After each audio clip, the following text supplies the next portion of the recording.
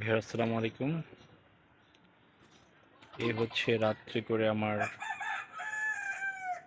মোরগ মুরগিগুলোরই ছাদ কৃষিতে। সো কমপক্ষে আমি এদেরকে এই লাইটের আলো দিয়ে থাকি 10টা 11টা পর্যন্ত।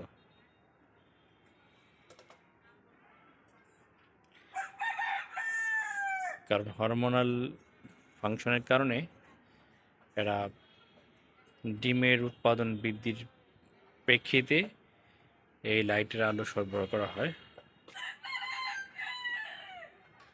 সো এটা এক অন্যরকম দৃশ্য, আপনারা এটা করতে পারেন। এরা একটু উঁচু জায়গায় বাঁশের খাঁচায় থাকতে পছন্দ করে। এরা স্বাধীনভাবে ঘুরে বেড়ায় আমার ছাদ কৃষিতে। যখনই লাইট নিভিয়ে দেব তখন তারা রুমে ঢুকে যাবে। এর আগ পর্যন্ত তারা লাইট যতক্ষণ থাকবে টুকটাক খাবার আছে যারা তারা খাবার খেয়ে থাকবে। আর মোরগগুলো কি সুন্দর করে ডাকে,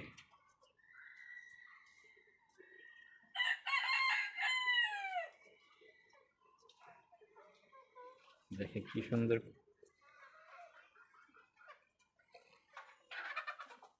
বসে আছে। তো মূলত লাইট জ্বালানোর এটাই হচ্ছে কারণ, ডিমের উৎপাদন বৃদ্ধি।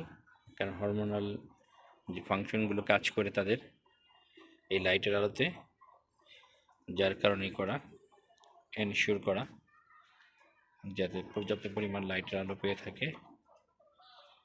আর নিচে কিছু খাবার দেওয়া থাকে, যে খাবারগুলো তারা খেয়ে থাকে।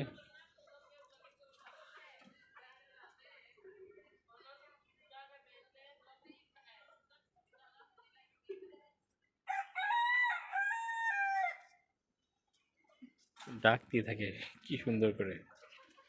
আসলে মোরগের ডাক শুনতে ভালোই লাগে।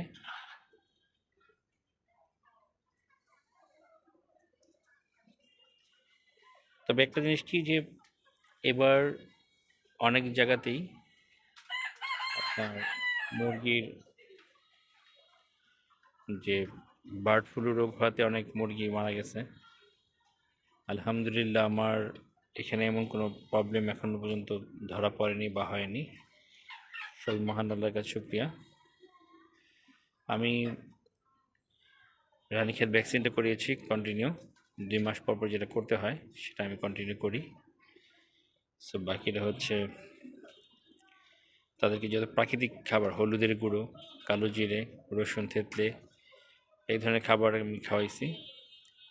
পাশাপাশি মাল্টিভিটামিন যেগুলো আছে, বিভিন্ন ভিটামিন, জিঙ্ক, এগুলো তাদের সিরাপ খাওয়াই সপ্তাহে 2 দিন। প্রচুর পরিমাণে সবজি দিয়েছি। তো বাকির আল্লাহর ইচ্ছা। আর হচ্ছে পানির পাত্র পরিষ্কার করি নিয়মিত। সো আপনারা করবেন, চেষ্টা করবেন।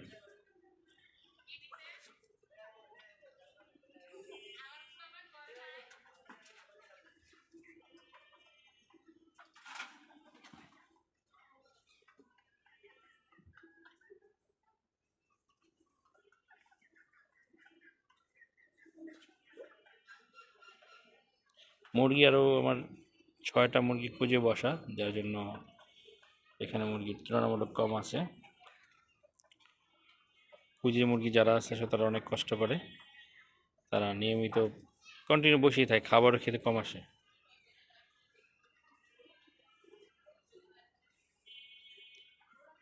যাই হোক, যারা পালবেন আসে শখের বসায়, শখ থেকে যদি মুরগি বৃদ্ধি পায় সেটা আপনারা মাংসের চাহিদা মেটাবেন।